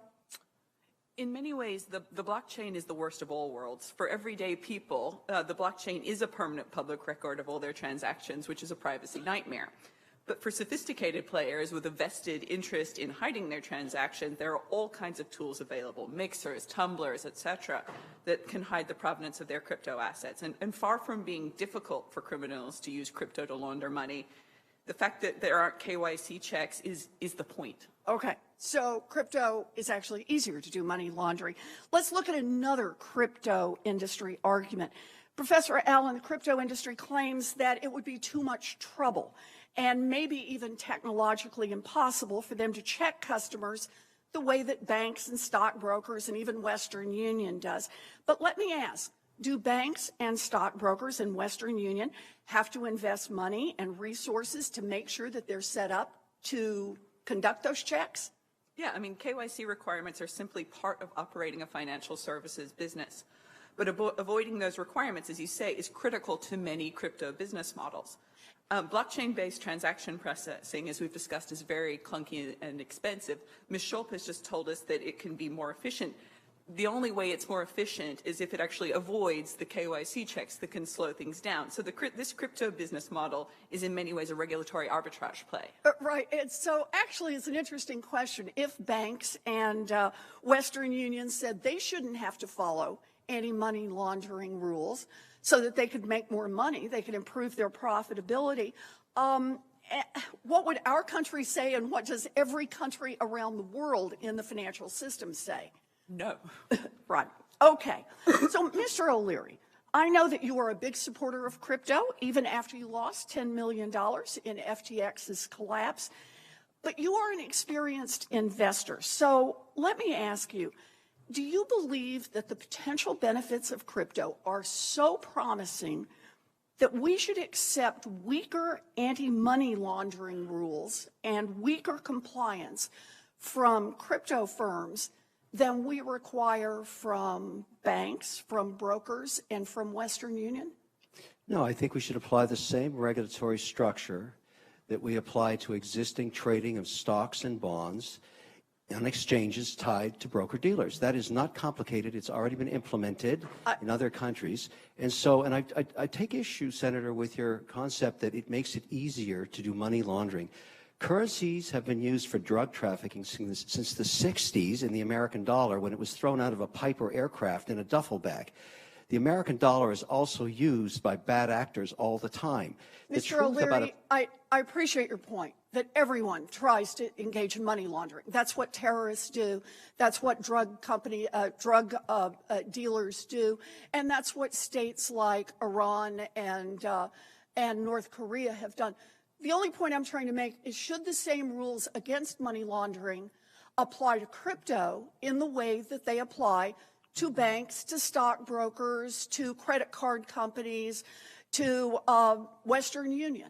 And I think your answer to that was yes. Is that right? No. Mr. O'Leary, you have 30 seconds. Keep your answer short. It's not yes. I'm just saying, if you know your client rules on both sides of the transaction and use a crypto such as USDC that is regulated, you solve this problem, Senator, overnight. Well, I appreciate that you want the same kind of rules to apply to everyone, and we can talk about what's needed to make that happen.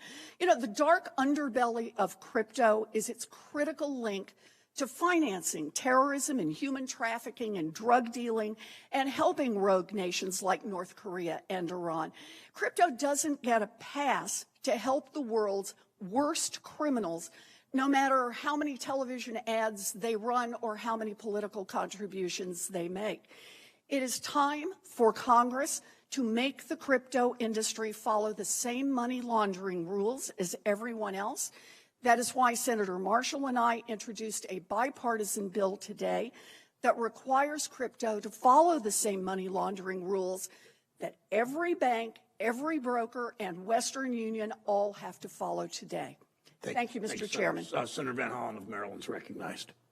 Thank you, Mr. Chairman, and let me add my words of appreciation to Senator Toomey for his leadership on all sorts of issues. I've disagreed with Senator Toomey many, many times, but I've also had the opportunity to work with him closely on lots of issues. So, Pat, thank you. And thank all of you for being here. You know, over the last more than 2 years, I think this committee has been trying to take a crash course on crypto and understand all its implications. And I think the fact that we have 4 very bright individuals here with diametrically opposed views is an illustration of the challenges we're facing as a committee. But I do want to pick up where my colleague, Senator Tester, did. Because the question is, where do we go from here? And on the one hand, the impulse is, of course, to want to protect consumers. On the other hand, we want to make sure that in the process of trying to do that, we don't give a government imprimatur to a system that is so inherently risky and without necessarily any, as at least two of our witnesses said, underlying value. So, Professor Allen, if you were king, queen for the day, what would you do right now? And let me just say, we've got the SEC. The SEC clearly has the authority and power to go after fraud, and we need to make sure they have the resources to go after fraud in this area because it's grown very fast. But beyond using the existing tools, what would you do going forward? If I were queen for a day, I would ban it. But if I were someone who was dealing with multiple constituencies and realized that that might not be viable, I think the path I would take would be to strengthen banking law, what I've been calling Glass-Steagall 2.0, and make it quite clear that banks simply may not touch crypto in any way, shape, or form. And then I would give the SEC more money. I would pass legislation that makes it clear, abundantly clear, that all crypto is a security. And to be clear, the definition section in the securities legislation doesn't just list investment contract. This isn't just about the Howey test. There's all kinds of securities that don't go through the Howey test. Bonds are just listed. If it's a bond, it's a security. So we could say, if this is a crypto asset, it's just a security. You don't have to go through the Howey test framework. And then we apply all the securities laws robustly, and I think that is the best way forward. Thank you. And is it Mr. Schenken, Mackenzie Schenken? Yes, sir. You can also call me Ryan Atwood from the All right. All right. Well, in that case, listen. Let me appreciate your testimony. The bottom line is, I understood, as you said, we should just deal with this and regulate it like it's gambling. And I've been listening. I've been listening to analogies to Enron. I've been even analogies to the mortgage meltdown, mortgage-backed security meltdown. At least in those cases, they're backed by real assets, right? In the case of Enron, you've got an energy-producing company. In the case of mortgage-backed securities, it was an outrageous scandal. At the end, there was some. It was supposed to be backed by real houses. What is this backed by, if I could ask you? What is this backed by at the end of the day? Nothing. It's a story. Robert Shiller, the Nobel Prize-winning economist, talks about how economic narratives form. They're in response to real events. In this case, with cryptocurrency, I would argue the genesis was the subprime crisis. The Bitcoin white paper, released in October of 2008, was perhaps well-intentioned. It was intended to be a peer-to-peer currency that would avoid all intermediaries. So the story has understandable appeal. I think if crypto serves any function, it's to highlight the myriad failures of our regulated system and our banking system and our American economic system to provide people with a fair shot at the American dream, or what's left of it. That does not make the story true, however, the story of cryptocurrency. What it does is lend it enormous power. And these stories spread, as Shiller describes, like viruses, infecting one person to another, much like a multi-level marketing scheme. But for the digital era, instead of a 5-hour Tupperware party, you get a 60-second TikTok video. And you're encouraged to invest because you see other people investing. They call it FOMO, fear of missing out. We used to call it greed. People get very excited.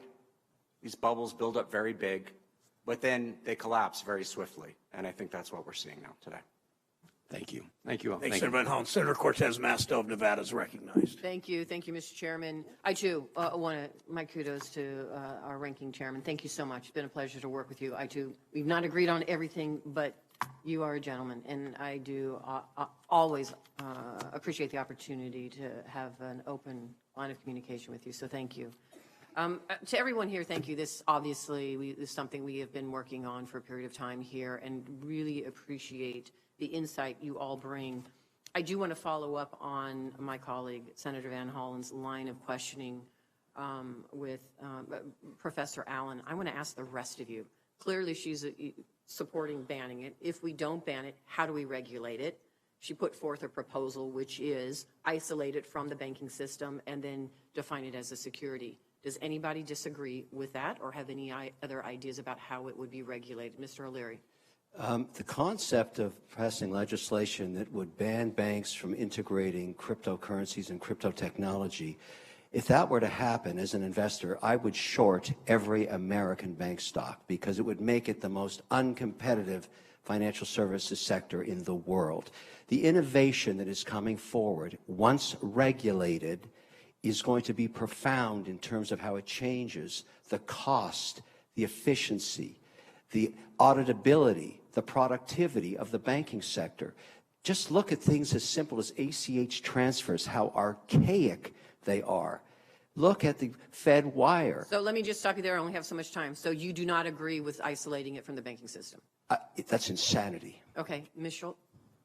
No, I also don't agree with isolating it from the banking system. I do think that if I were queen for a day to regulate, I would ask Congress to make some clear lines here with respect to what is and is not a security. And I think a lot of crypto tokens do fall under the category of security, but it's not always clear. I also would ask Congress to draw clear lines as to which market regulator handles secondary trading, giving the commodities segments to the CFTC and the securities segments to the SEC.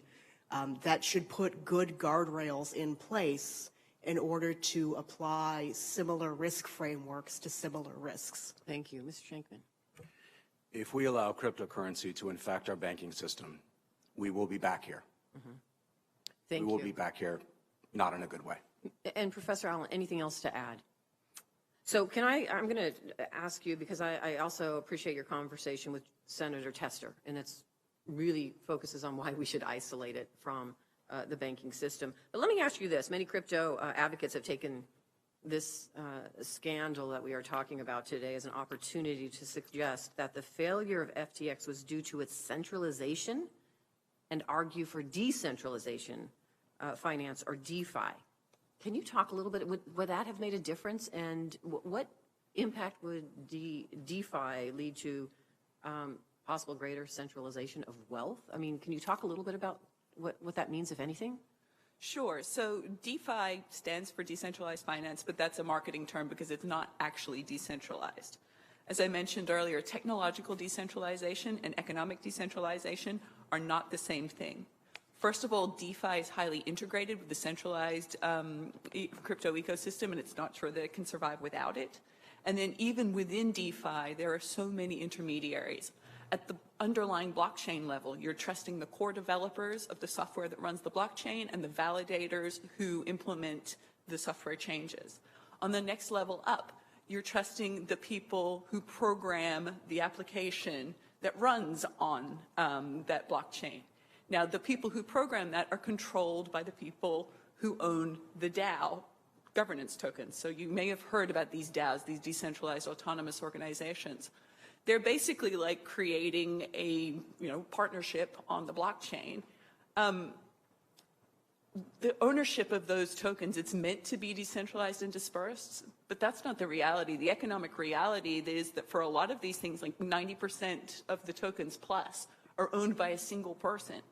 So, saying that I could, me having one governance token in a DAO is like me buying a share in Tesla and trying to tell Elon Musk what to do, right? So economically, it's very centralized the whole way up and down.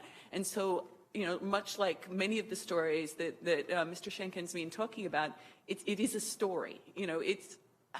I really get why people want these things. Wouldn't it be nice if we could create a world where we didn't have to trust intermediaries who have made so many mistakes so many times? But the reality is that economic power concentrates in these places, and we can't avoid intermediaries. So what's the point of DeFi? Thank you. I know my time is up. Thank you, Mr. Chairman. Thanks, Senator Cortez. Senator Smith of Minnesota is recognized. Thank you, Chair Brown. I'm going to direct my first question to Professor Allen. So the collapse of FTX is shocking, but it's hard to say that it's surprising, right? I mean, it's hard not to conclude that this crypto exchange and its related firm, Alameda Research, completely failed to safeguard the money of the people they entrusted their money to there. And we shouldn't lose sight of the fact that millions of dollars disappeared overnight, and that this is money that belonged to people who couldn't afford to lose their money. So, Professor Allen, I want to get at this question of consumer protection pretty quickly. So people are free to invest their money pretty much however they want to, but they deserve to know that the market is fair and that there are rules that protect them from bad actors, so they're not getting ripped off. So exchanges and firms that buy and sell stocks and commodities are required to keep company money separate from their customers' money. They don't get to gamble with their customers' money without asking permission first. Is that correct? Yes. And that's not the case with what we saw with FTX, what we see often in crypto. Is that true? I mean, they often say in their terms of service that they won't do it, but they do it anyway. Yeah, I think that's right. And when a firm is being paid to give advice to their customers on how to invest their money, they have to put their customers' interests first, right? That's the basic fiduciary responsibility. Is that the case in crypto right now?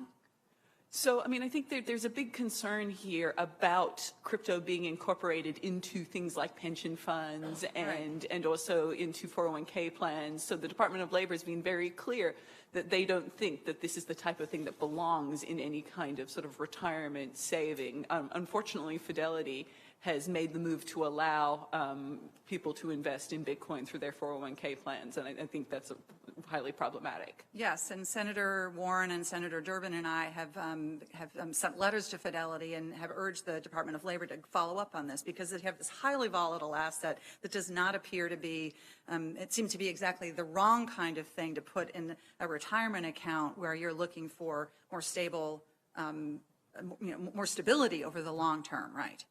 Right. And let me just ask, just following up on what Senator Warren was focusing on, banks and other financial services firms have the responsibility, the duty to know who their customers are. That's how we protect against money laundering. Is that the case in crypto? No. And I mean, I think generally speaking, there's sort of a failure of gatekeepers all over the crypto industry. You know, we've talked about we don't have the auditors being able to exercise oversight. We don't have KYC functions there. Another failure of oversight is the venture capital firms, right? We sort of expect them to exercise a restraint and exercise diligence before lending their reputation to these businesses. But venture capital firms were throwing money at FTX and similar firms without doing their diligence. So I think, as I explored in my written testimony, one of the things we can achieve by enforcing the securities laws is actually holding venture capitalists to account a little more because of potential liability as statutory sellers of unregistered securities. Yep. So I agree with that. I think that the crypto world of FTX shows us what can happen when we don't have basic consumer protections in place. And you know, crypto is a relatively new thing, but we know what to do to make sure that our markets are fair and that financial institutions know their customers. So it seems to me that our job here is to enforce the laws that we have, make sure that we are plugging holes where they exist, and making sure that our enforcement agencies have the authorities and the resources they need, or we're going to see more disasters like this. Mr. Schenken, I would like to follow up and ask you a question. I want to talk about the external impacts of crypto. So crypto mining and verification is a highly energy-intensive process. It requires more electricity annually than many individual countries. The worst offender is Bitcoin, but this is a widespread problem. In the U.S. alone, crypto operations require as much electricity as all home computers or residential lighting, and this is, of course, contributing to our challenges around carbon emissions. And then there's the issue about crypto mining exacerbating local noise and air and water pollution as well. So lots of externalities, as we say. So as I understand it, crypto mining is built on a process that becomes more and more energy intensive over time. Is that correct? Yes. So it's inherently inefficient. Is that Yes. correct? The technology is bad. And so where is the benefit of this kind of innovation, and how should we think about the impacts of this when it comes to the climate and energy use impacts? Because in fact, when crypto mines are located in communities, those communities often see their energy prices go up, their energy rates go up. Is that correct? That's right. I visited the largest crypto mine in the country, Windstone, which is in Rockdale, Texas, just outside of my hometown of Austin, Texas. Local citizens are upset. It raises the cost of electricity for all citizens, and it also uses an enormous amount of energy. It took over a former Alcoa aluminum smelting plant that had been abandoned, and now we are using it to mine ephemeral digital assets of no productive value. I think that says a lot. Thank you. Thank you, Mr. Chair. Thanks, Senator Smith. My understanding is Senator Sinema is joining us remotely. Senator Sinema from Arizona. Thank you, Mr. Chairman, and thank you to our witnesses for being here today. You know, Arizonans are always interested in investment opportunities that allow them to build better lives for themselves and their families, especially in the last few years in conversations at the grocery store, the gym, the coffee shop, or the kitchen table. Arizonans have been talking about cryptocurrency, the hype, the skepticism, the questions of how it works and how it will work going forward. Like most Arizonans, I'm a skeptical optimist. I believe in the future and the potential of this technology, that it can be a force for good, and that it can ultimately make people's lives better.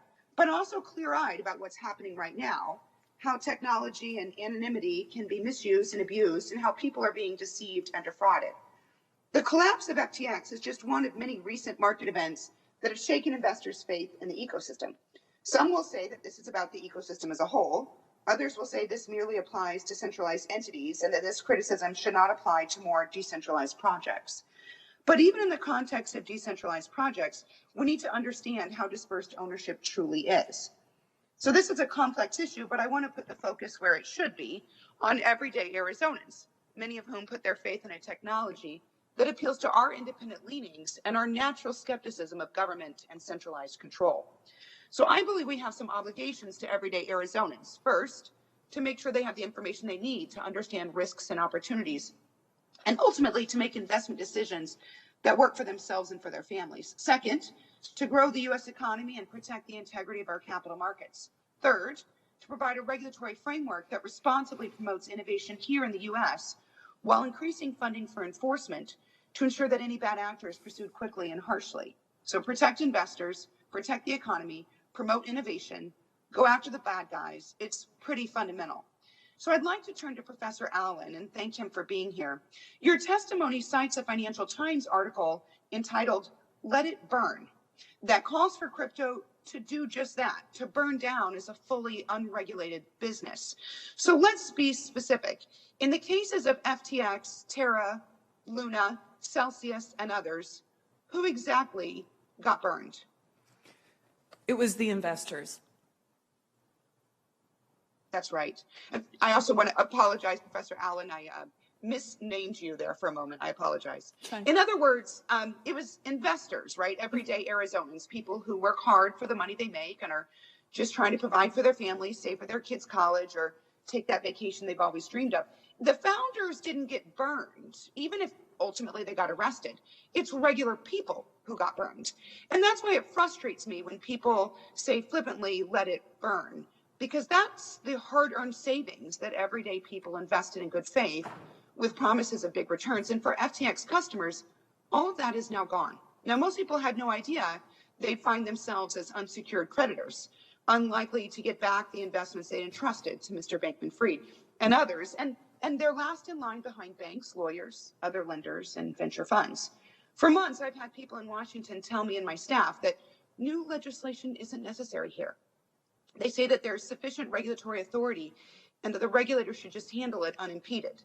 But my question is, where were the regulators? I was encouraged to see fraud charges pressed against Mr. Bankman-Fried and his subsequent extradition and arrest. But let's be serious. That was reactive, not proactive. And frankly, it's the least that government can do. And perhaps most importantly for all those regular Americans, it's not going to get them their money back. And others will say that this is a classic case of buyer beware. It's clear that due to murky jurisdictional issues, unanswered legal questions, and a lack of regulatory clarity, investors are having a difficult time accurately pricing risk. In finance, we learn that the return on your investment should be related to the risk that you bear. But if you can't price the risk, it's hard to understand what return you should expect. And that cuts at the core of how a healthy market should function. Professor Allen, your testimony highlights a number of ways that greater regulation enforcement can be valuable for investors. And I'm interested in identifying specific ways that we can assist investors in quantifying the risk they may be taking on. Are there specific disclosure or registration requirements that you believe may assist investors in more accurate price discovery? Thank you, Senator. So first of all, I want to point out that the let it burn argument may seem harsh, and it's not one that I advocate for this reason, but it may seem harsh to the individual investors, but it's advocated in the sense of trying to protect people who haven't invested in crypto from broader financial failure. So it's not as harsh as it might seem. We're trying to find a regulatory regime that can protect non-investors as well as investors, and that's what I've tried to advocate for in my testimony. In terms of protecting investors, as I've said, I don't know how you can really protect them from crypto assets with more disclosures, because what are you actually disclosing about an asset that has nothing behind it? I think that the securities laws are effective in requiring registration, which means people who have assets with nothing behind them won't be able to offer them in the first place. And that, I think, is the value, the ex ante value, as you said, instead of an ex post enforcement action. I think that is the value of applying the securities laws here. And yes, I wish they had been enforced more aggressively in the lead up to this. I think the SEC has not had enough resources. I also think that the SEC has faced a lot of significant political pressure to back off from the crypto industry. It received letters from Congresspeople last year saying, don't look at FTX. So I think that full-throated support from Congress for the SEC's investor protection mission could be very effective in increasing enforcement in this space. Thank you, Professor Allen. Thank you, Senator Sinema. Senator Toomey has one last question, as I do, and then we'll wrap. Thank you. Thanks, Mr. Chairman. I think during the course of this hearing, we haven't talked as much as we ought to about some of the, I think, really exciting and terrific applications that the crypto ecosystem makes possible. One of the categories that comes to mind is the ability to use stablecoins in conjunction with smart contracts. Basically, it turns into what I think of as programmable money, where you can write into the code a payment that will occur based on some exogenous and verifiable event, and the payment requires no human intervention. It just happens when the exogenous event occurs. So, Ms. Schulp, I wonder, first of all, could you comment on whether you think there's a lot of future in this idea of programmable money? And then secondly, I think you're familiar with the legislative framework that I've laid out for stablecoins. I think the heart of that is the requirement that we have 100% cash and cash equivalents as a backing for a stablecoin, and oversight by the OCC, but not the Fed. And I wonder if you would comment also on whether you think that is the right approach to regulating stablecoins. Of course. So I do believe that stablecoins have a lot of promise, not only in terms of the programmable money concept that you state, but also in terms of just being a faster and more stable way to work within a digital ecosystem rather than relying on kind of our current creaky payment rails. Stablecoins can offer a lot of alternatives in that space where we have truly digital money. I am familiar with your legislation, and I think that it addresses what is one of the, I think, most obvious risks in the stablecoin space, which is the concern that stablecoin issuers do not have stable coins because the reserves that they have behind them might not be what they say they are. I think that there are a number of ways that you can go about creating a regulatory regime to take account of that risk. I myself have proposed kind of a a disclosure-based framework that could be put into place by something like the SEC. In fact, it's very similar to the disclosure framework that you have proposed with the OCC. I do think it's important to separate that type of regulatory function from the federal monetary regulator so that the Federal Reserve is not the one charged with handling regulation of kind of a money substitute here. There's a lot of conflicts of interest that can exist in that space, and I think it's wise to keep stablecoin regulation, which is something that I think is kind of low-hanging fruit at this point. There's obvious risks, and I think there are pretty obvious ways to deal with those risks in pretty simple fashion. But we should keep that type of regulation separate and apart from monetary regulation. Thank you. Thank you. And my question, in fact, thank you for that answer. Professor Allen, my question is in part follow up with your answer to Senator Sinema about the difficulty of regulating crypto. Crypto firms have called for regulatory clarity, is a term that some of them use. Do you think crypto platforms could mostly comply with actual regulations? No, I don't. And I think when they're calling for regulatory clarity, what they're asking for is bespoke regulation that they can comply with. Okay, good answer. Thank you. Thanks to the witnesses for your testimony. The events of this week should be a warning to others about accountability, not just in crypto. How we discuss crypto from this point forward will define crypto markets for the future. For senators who wish to submit questions, for the record, those questions are due Wednesday, December 21st. Witnesses, we ask you within 45 days to respond to any questions. Thank you again. The committee is adjourned.